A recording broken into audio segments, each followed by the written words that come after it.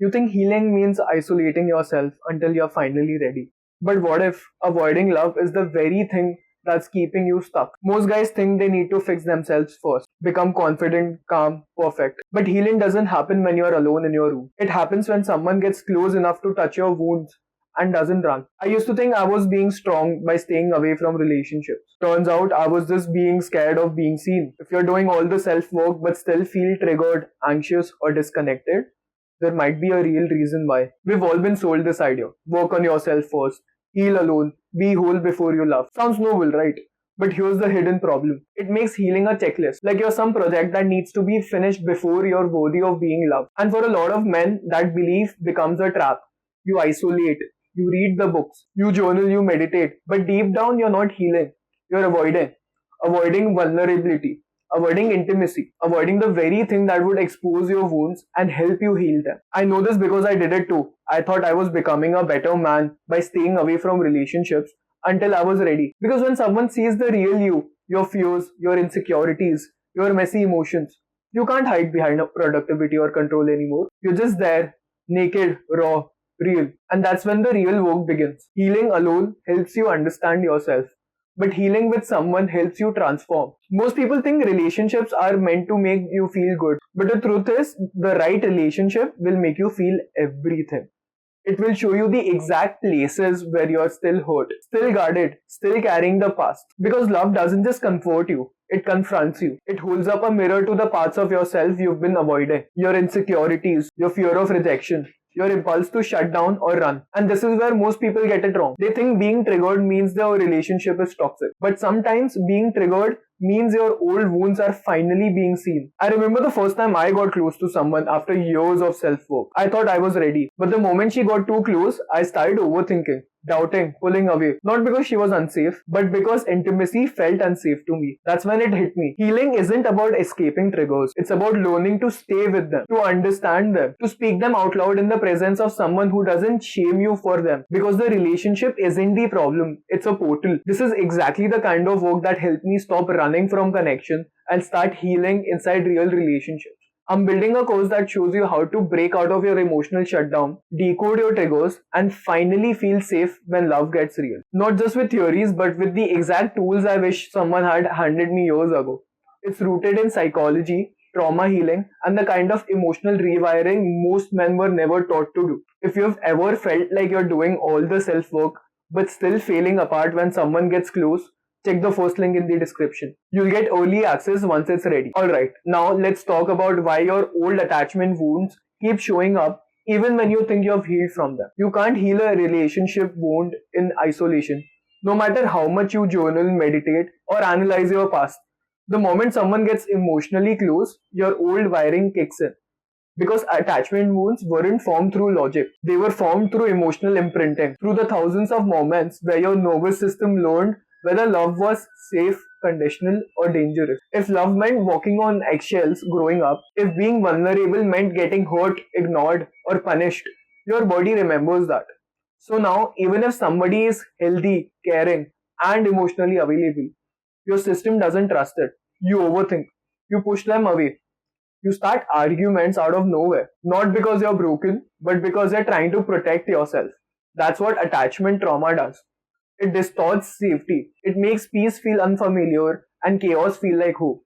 And this is where most men get stuck. You become hyper aware of your patterns but completely overwhelmed when they show up in real time. You have to feel it rise up and stay.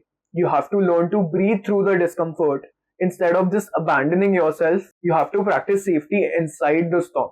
This is why relationships aren't a distraction from healing. The one place where your wounds can be seen, held, and finally repatterned, but only if you stop running away from the mirror. You've probably heard the advice: regulate your nervous system, stay calm, breathe. But here's the part most people never tell you. Your nervous system didn't dysregulate on its own, and it won't fully heal on its own either. Because before you ever had words, before you had logic, you had attachment. You learned what safety felt like through other people's body, through eye contact, tone of voice, a parent picking you up when you cried or not. So if your body learned chaos, neglect, or tension growing up, then calm feels foreign, stillness feels threatening, even kindness can feel suspicious. That's why no matter how much you meditate, journal, or self-soothe, Your body still craves a regulated presence to relearn safety. This is called co-regulation. And it's not weakness, it's biology. We're wired to calm down in the presence of someone grounded. That's why the right relationship doesn't just feel good.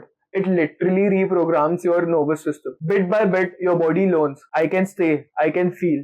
I'm not in danger anymore. This is the difference between knowing you're safe and actually feeling safe. And that difference, that's what changes everything. A lot of people think that once they find a safe relationship, everything will just flow. No triggers, no fear, no discomfort. But that's not safety, that's fantasy. Real safety in love doesn't mean you stop getting triggered. It means when the trigger hits, you don't run, you don't shut down, you stay, you repair. Because even in the healthiest relationship, your wound will still show up. That old fear of being abandoned, the need to over-explain, the tendency to pull away before they can hurt you. It all comes up, but here's the shift. Safe love doesn't protect you from your pain. It gives you a space to finally face it. And that's hard, especially if you've spent your whole life in survival mode, proving, pleasing, or performing just to feel worthy. At first, safe love can feel boring, too calm, too available. Your nervous system doesn't know what to do with peace. So you sabotage it, test it, because chaos feels more familiar than consistency. But over time, with patience, with self-awareness, and with the right person, you learn a new rhythm. You learn that calm is not the absence of love, it's the beginning of trust. Not every relationship is meant to heal you. Some will reflect your wounds. Others will keep you cycling through the same emotional chaos disguised as love. That's why who you choose matters. Not just in how they love you, but in what they awaken in you.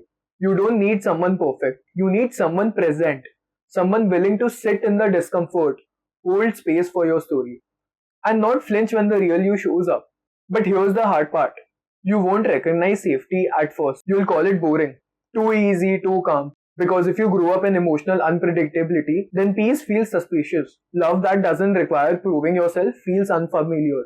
So your healing begins with one brave decision to choose differently, not based on chemistry, not based on the spark, but based on nervous system cues that say, I feel safe here. I don't have to shrink, perform, or beg to be heard.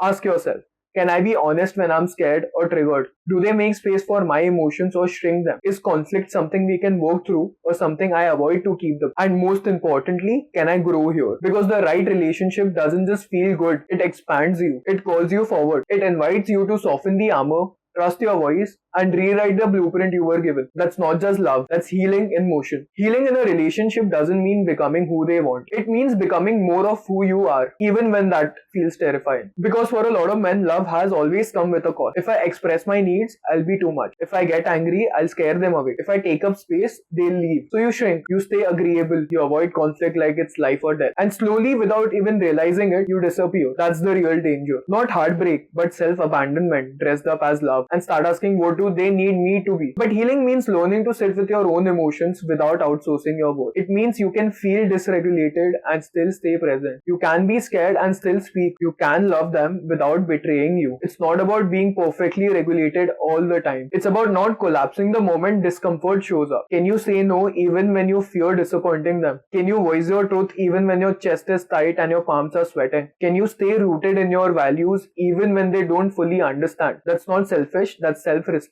And it's rare because most people either lose themselves in love or guard themselves from it. But the real path is learning how to be with someone without leaving yourself. And when you do that, you stop performing. You stop fixing. You stop waiting for love to complete you. You just show up fully.